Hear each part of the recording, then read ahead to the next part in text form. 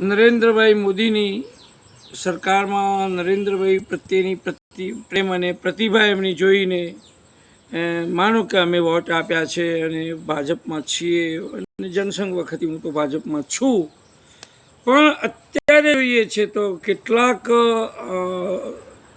સાધુઓ અંદર એવી રીતે ઘૂસી ગયા છે ને કે બીજા અમારા જેવા વિચારક નાના આર્થિક રીતે નાના સાધુઓને ગણતા નથી અને એ રીતે એમની સાથે કામ લે છે.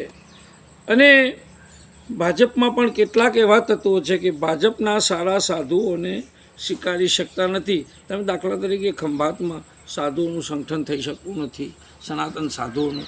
એની પાછળ કેટલાક લોકો ઓરમાયું વર્તન કરે છે કે સાધુઓને બોલાવીને એમને એકઠા કરવા જોઈએ, એમની શું સમસ્યા છે એ તો કોઈ સાંભળવા આવતું જ નથી.